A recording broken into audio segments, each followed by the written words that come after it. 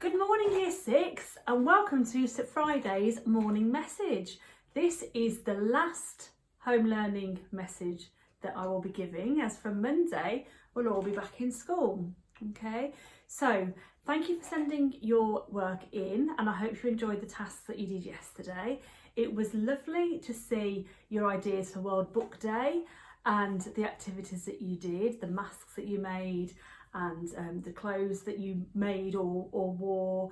So that was great. Thank you for sending in your masked reader answers for those that did. Don't worry if you haven't sent them in, you can still send them in, or you can keep them and bring them in on Monday and we'll reveal the answers then. The maths work, you worked really hard on those questions today, so well done.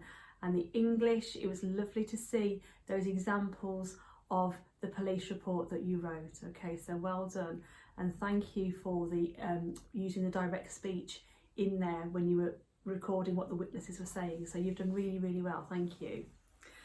So today we are going to be finishing the story of Tuesday. It's our last piece of work. Now this piece of work we can you could do it as a standalone piece, and you can also use the information that you've been learning over the week. All right, so you are looking at the last 2 pages of the book, which is this page and this page, and you are going to be writing your own newspaper report. Now on this is on the last slide in the PowerPoint, and Miss Lawson has written an example. Okay, so you can use this to help you with some ideas. There's a success criteria as well, so to look at things you need to include. So you need to include a headline that's really engaging, going to get people to read. Hovering Hogs Shock Village. You're going to include in the first paragraph, you're going to use facts about what happened. Then there are going to be details of the names of the people who were there, what their jobs were, what their ages were, where they lived. Have some opinion in there. Have the interviews with the eyewitnesses and experts. You can use both reported speech and direct speech. If you can't remember, or you've just forgotten a little bit about the direct and the reported speech, have a look back at Wednesday's lesson, because there's quite a bit of information there just to remind you what direct speech and reported speech is. But this is your time to really use your imagination, right? What did those pigs get up to? Okay, what trouble did they cause in the village? All right, so I want fantastic ideas, fantastic imagination to write your newspaper article. I'm really looking forward to hearing what happened. Okay, you can use your English skills as well, so use some modal verbs, and there's an example of those on the slide, but things like should, would, could, can, yeah, and also use some semicolons.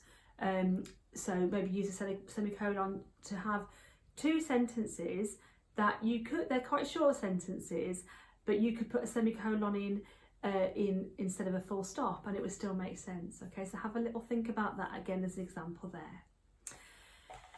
So your maths, slightly different today.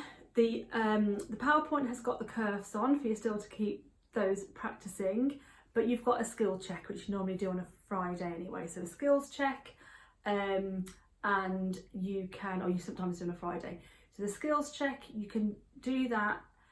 As you know, you'll probably need a bit of extra paper to work out the answers, because there's not much space, and you need a bit of space to work out the answers, especially for the column C for the measuring and problem solving. Okay, so use that last column, use some extra paper to work out your answers, and they're not quick answers. You know, you need to spend a little time looking at them and working them out. So have a go at those ones, that'll be fantastic. This afternoon you have got art. So there is a PowerPoint which has got some activities of what you can do, all related to the book Tuesday. So it's all about frogs. So you can look at you could maybe make some bookmarks. You could draw your own frog, you could make a frog puppet, you can make a jumping frog. So have a little look at those activities and see what resources you've got at home and see what you could make. That would be fantastic. And finally, in humanities, we are starting a new topic about California.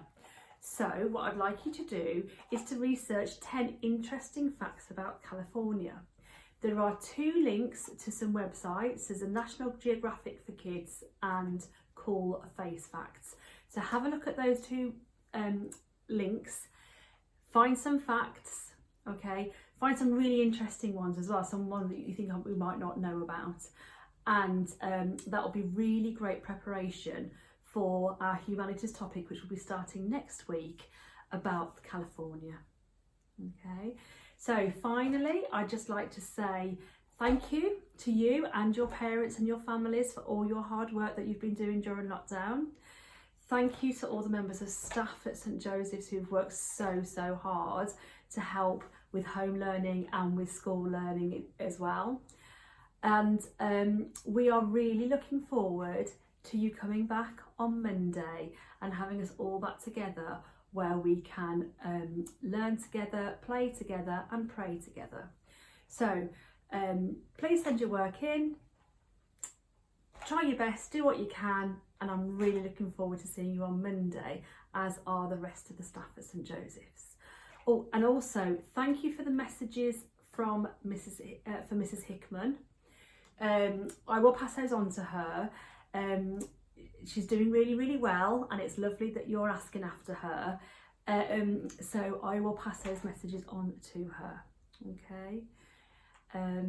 So keep working hard. Thank you very much. See you on